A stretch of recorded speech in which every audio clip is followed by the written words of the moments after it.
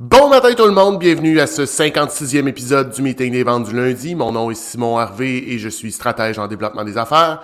Ce matin, on va parler de revue trimestrielle ou comme on dit en anglais, un Quarterly Business Review. Mais tout d'abord, je veux souhaiter la bienvenue à ceux qui se joindraient à nous pour la première fois. Merci de participer, merci de vous joindre à nous. Le lundi matin, on est live sur LinkedIn, YouTube, Facebook pour parler de vente, développement des affaires, pour parler d'affaires en général, tout ça dans une ambiance relax, mais l'idée, c'est de se motiver puis de bien partir pour connaître une bonne semaine de vente. Excusez-moi, désolé. C'est la saison des allergies aussi, je sais pas de votre côté. Moi, commence à me toucher assez fort, puis je vous parlerai pas de ma blonde qui est complètement sur le dos encore ce matin. Donc, le meeting des ventes du lundi, comme je le disais, c'est live. On partage nos trucs, nos bons coups, nos moins bons coups, tout ça pour s'amener vers une bonne semaine de vente. Puis si vous pouvez pas être live, ben heureusement, la technologie nous permet de l'avoir en rediffusion sur les plateformes LinkedIn, YouTube, Facebook, mais aussi sur Apple Podcasts, Google Podcasts, Spotify, bien évidemment, et un paquet d'autres. Cette semaine, on parle de revue trimestrielle, on parle de, comme je disais tout à l'heure, ce qu'on vous entendez peut-être aussi des fois, un QBR, Quarterly Business Review. Puis là, vous dites, Simon, c'est une drôle de période. Écoute, le trimestre, normalement, un trimestre, c'est les 3 premiers mois de l'année. Effectivement, ça peut être les 3 premiers mois de l'année, mais les années fiscales ne sont pas toutes de la même façon. Moi, la mienne ne se termine pas au 31 décembre, ça se termine à un autre moment. Donc, il y a plusieurs entreprises qui sont comme ça. Mais là, vous vous dites, pourquoi tu fais ça en plein mois de mai? Si vous êtes en entreprise, vous savez que, en fait, même si vous n'êtes pas en entreprise, le 30 avril, c'était une grosse date pour tout ce qui est financier, donc c'était nos rapports d'impôts personnels. Fallait faire ça. Fait que si vous êtes travailleur autonome, ou si vous n'êtes pas incorporé, vous avez dû faire vos impôts de ce côté-là, sortir vos dépenses, sortir ces choses-là. Mais il y a aussi le fait qu'on doit remettre notre TPS TVQ au 30 avril. Donc, pour être capable de faire vos TPS TVQ, vous avez dû regarder vos dépenses pour les 3 premiers mois de l'année. Donc, j'ose croire qu'à peu près tout le monde qui écoute ce matin a une certaine idée de ces chiffres pour les 3 premiers mois de l'année. Puis là, je me suis dit, c'est un bon moment pour revoir ça. Les chiffres sont encore frais. Peut-être que vous avez eu des choses. Fait qu'on va passer là-dessus. Première des choses qu'on devrait revoir dans un QBR, parce que le QBR ou le Business Review, vous pouvez le faire, la revue trimestrielle, vous pouvez le faire pour votre business. Donc, assis dans votre bureau, seul à regarder ça. Mais vous pouvez le faire aussi, puis on va se rendre là tantôt, mais pour vos clients. Puis ça a une très, très grande valeur. La méthodologie, une des méthodologies que j'aime bien utiliser, qui est Getting Things Done ou S'organiser pour réussir de David Allen, propose de faire des revues mensuelles, hebdomadaires, mensuelles et trimestrielles. Je vous laisse aller de ce côté-là, ça c'est votre choix de les faire ou non. Le hebdomadaire, c'est pour s'assurer qu'on n'a pas de backlog, qu'on n'a rien qui traîne, qu'on n'a pas perdu une facture, comme ça on est capable de faire nos réclamations TPS, TVQ au bon moment, mais regardez un petit peu nos objectifs. Puis on va commencer par ça. J'espère que vous mettez en place des objectifs au début de l'année pour chaque mois, pour chaque trimestre, pour savoir un peu qu'est-ce que vous tentez d'atteindre. Tu sais, c'est quoi l'augmentation qu'on va aller chercher cette année? Ou est-ce qu'il y a une augmentation que je vais aller chercher cette année? Est-ce que je demeure stable? Ou je suis même en phase de phase out, je m'en vais tranquillement vers la retraite. Ça peut être ça aussi, donc on veut pas ajouter de nouveaux contrats, il faut le prévoir aussi. Donc, avez-vous identifié c'était quoi vos objectifs financiers? Puis vous êtes où par rapport à cet objectif financier-là? Est-ce qu'on est en avance? Est-ce qu'on est en retard? Est-ce qu'on est pile poil dessus? Qu'est-ce qu'on doit faire? Puis l'idée aussi, c'est de regarder qu'est-ce que je dois faire pour m'améliorer, pour l'atteindre ultimement. On peut tous mettre un genou à terre. On a tous il arrive des choses dans la vie, là, je veux dire. Comme je vous disais, la saison des allergies est commencée. Puis il y a du monde que ça touche qui sont pas capables de fonctionner pendant ce moment-là. Ça vient toucher un peu nos chiffres aussi. Donc, on met en place, on sait où est-ce qu'on est pour savoir où est-ce qu'on veut se rendre. Vous aviez identifié un nombre de prospects, un nombre de leads, un nombre de clients contactés. Est-ce que c'est fait? Est-ce qu'on est rendu à la bonne place? Est-ce que on a été capable d'atteindre l'objectif qu'on s'était fixé de ce côté-là aussi? Je l'ai dit tantôt, mais est-ce qu'on est en augmentation, en diminution? Est-ce qu'on est en target? Qu'est-ce qui se passe de ce côté-là? Puis, on a tous des projets. En tout cas, moi, j'estime qu'on a tous des projets. J'en ai un paquet, j'ai plein de choses dans le pipeline, des idées, des projets, des trucs comme ça. ben, je suis où par rapport à ce projet-là? Parce que ça fait partie aussi de mes objectifs. Je veux atteindre un projet, je veux développer un produit, un service, une nouvelle formation, peu importe. Ben, je l'ai mis dans mon pipeline, c'est un de mes objectifs pour l'année. Où je suis rendu? Où je suis rendu par rapport à cet objectif-là? Donc, c'est une partie importante, revoir ses objectifs. Puis, vous pouvez le faire sur une partie, quand même assez rapidement, assez régulièrement. Moi, au niveau des ventes, j'aime beaucoup gérer les ventes à la semaine, fixer des objectifs à la semaine. Pourquoi? Ben, je l'ai dit tout à l'heure, on va tous trébucher, il va tous arriver des choses plates, une semaine qui va moins bien, peu importe, ça soit pleine lune, tempête de verglas, name it, il y a des choses qui se passent dans la vie. Ben, si on le gère à la semaine, puis je vous réexplique, là, si on part, si je le gère juste au trimestre, j'ai 4 trimestres dans mon année. Si je me plante sur un, il m'en reste 3 pour me refaire. Si j'y vais au mois, si je me plante sur un mois, il m'en reste 11 pour me refaire. C'est déjà un peu mieux, mais ça laisse pas beaucoup d'imprévus ou de buffer, je dirais, pour vous revirer de bord. Tandis que si vous le faites à la semaine, mais vous en avez, si vous plantez pour un, il vous en reste 51. Si vous plantez 2, il vous en reste 50. Donc, il vous reste du temps pour vous refaire. Fait que, prenez le temps aussi, quand vous fixez votre objectif, de regarder sur à quel moment vous allez le revérifier. On parle ensuite de la revue des dépenses, parce que comme entrepreneur, comme entreprise, on a du cash qui rentre, on a du cash qui sort aussi. Il faut s'assurer qu'on est cash, comme on dit, on est cash flow positive. Donc, il y a plus de cash qui rentre que de cash qui sort. C'est la loi une loi de base en affaires. Si tu as plus de cash qui sort que ce qui rentre, tu survivras pas longtemps. Donc, prenez le temps aussi à ce moment-là, dans une revue trimestrielle. Comme je l'ai dit, on vient de faire nos chiffres. Tout ce qui est rentré, tout ce qui est sorti, on a une idée, on regarde ça. Par où? C'est quoi mes plus gros postes de dépenses? Sur quoi je dépense mensuellement, trimestriellement? C'est quoi les choses qui font que je dépense? Puis à ce moment-là, c'est de réfléchir aussi. Est-ce que c'est une bonne ou une mauvaise dépense? Est-ce que c'est une dépense qui engendre du revenu ou c'est une dépense pure qui engendre absolument rien? Puis à ce moment-là, ben, c'est de regarder un peu dans toutes les sphères. Et, vous le savez, je suis un gars d'outils, j'aime utiliser des outils, j'en essaie, je m'abonne, des choses comme ça, mais c'est pas tous les outils c'est pas tous les outils que j'utilise, c'est pas tous les outils qui sont bons. Ben, est-ce que je paye tu sais, c'est là le danger. On paye des petits montants. Du 5, du 10, du 15, du 20 pièces, on le voit pas sortir, on y pense pas. Mais mis bout à bout, ben ça fait des montants intéressants. Là, si je vous dis, moi je paye un SaaS 20 pièces, c'est pas si grave, là, je veux dire, ma business va continuer de rouler. Mais si j'en ai 10 comme ça que je me sers pas, c'est 200 pièces par mois, c'est 2400 pièces par année. C'est 2400 pièces que je pourrais mettre dans un autre poste budgétaire, mieux aligné dans mon entreprise. Ça pourrait être la publicité, ça peut être des activités de réseautage, ça peut être un paquet de choses que je pourrais faire. Ça pourrait être me payer moins aussi, mais ça peut être un paquet de choses que je peux faire avec du cash. Fait que regardez de ce côté-là. Est-ce que vous avez des abonnements? Est-ce que vous dépensez trop en représentation, en restaurant? Est-ce que vous faites trop de kilométrage puis vous êtes obligé de vous le charger? Prenez le temps de regarder vos dépenses régulièrement. Donc, de prendre le temps de comprendre par où qu'est-ce que je fais avec le cash que je reçois de mes clients, comment je le dépense, comment je le dispatche, puis est-ce que c'est la meilleure façon de le faire. Ensuite de ça, ben, on a regardé les dépenses, on va regarder les revenus, on va faire une revue de nos revenus, on va s'assurer qu'on comprend par où ils rentrent nos revenus. C'est quoi la source?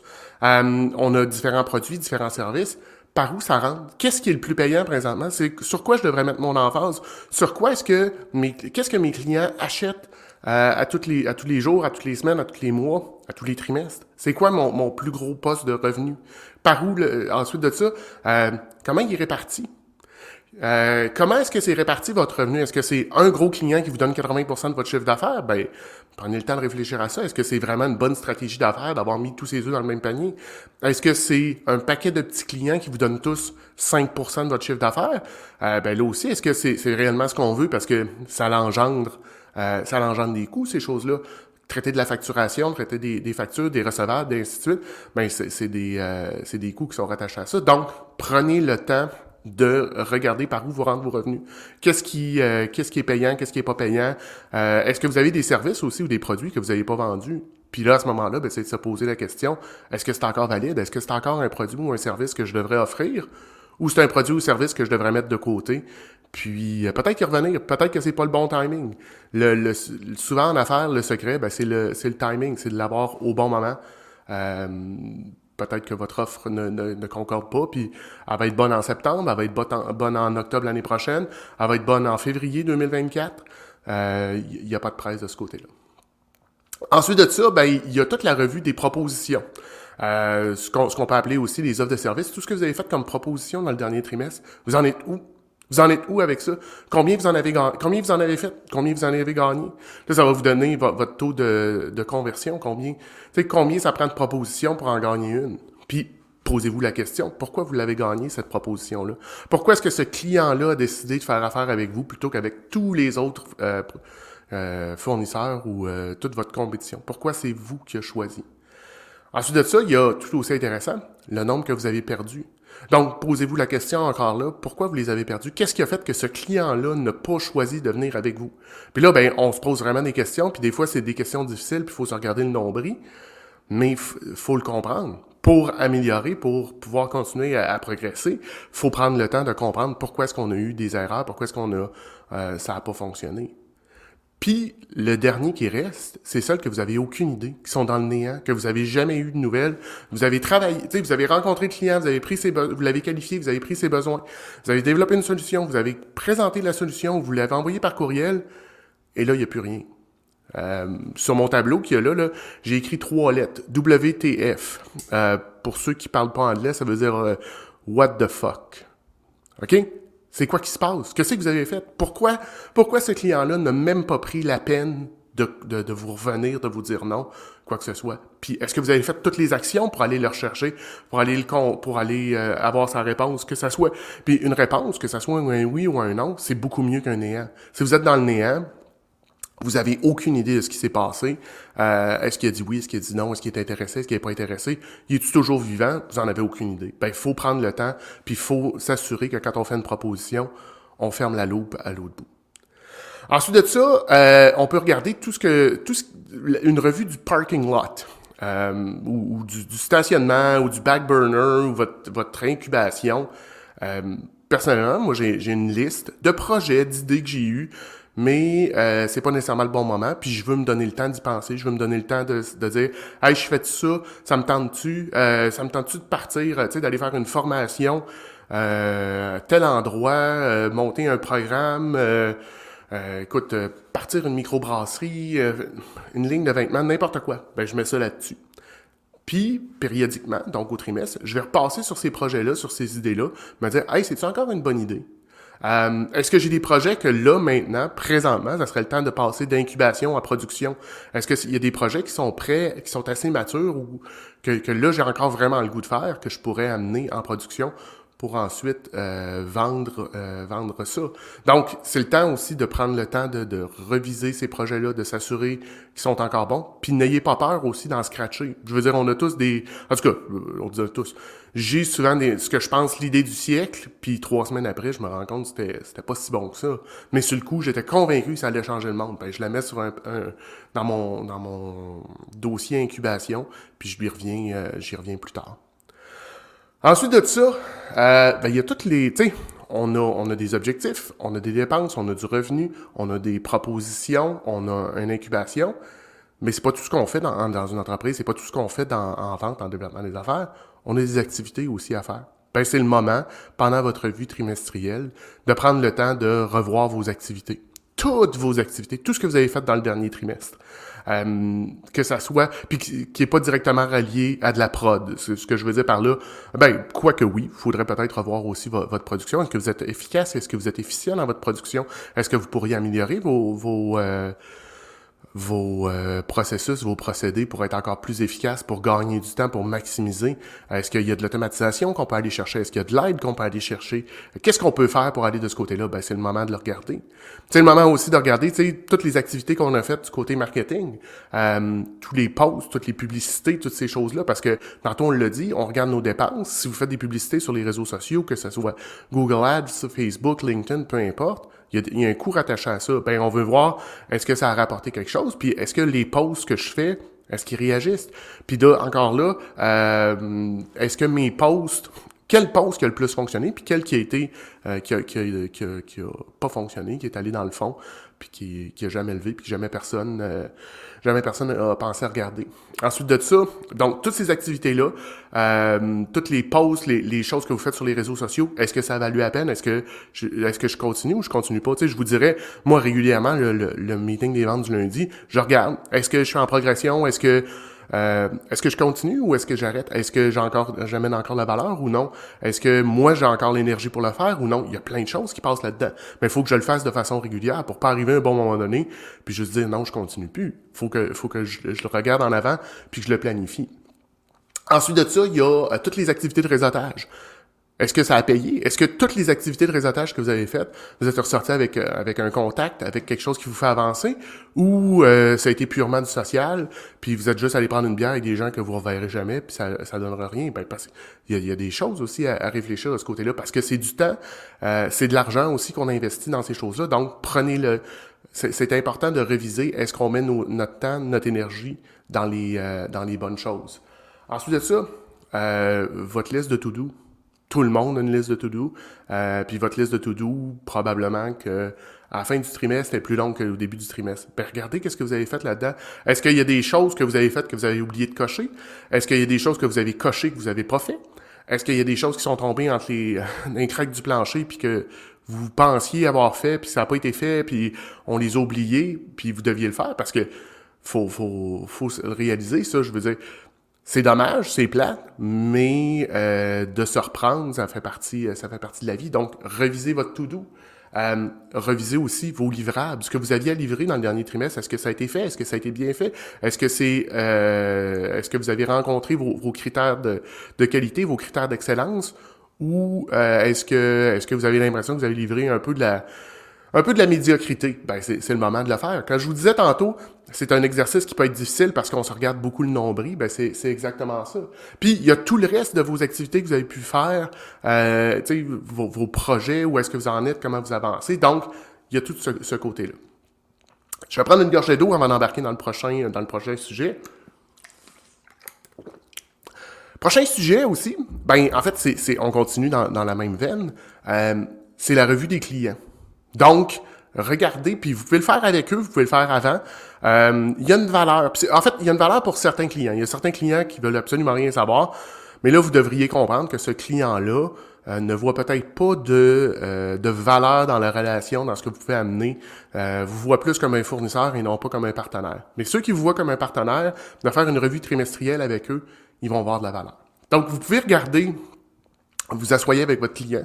En fait, vous asseyez un petit peu avant pour avoir une idée de comment vous allez orienter la discussion, puis pas avoir de surprises un peu désagréables au cours de la rencontre. Mais on prend le temps d'analyser. On regarde les chiffres, on regarde comment ça s'est passé.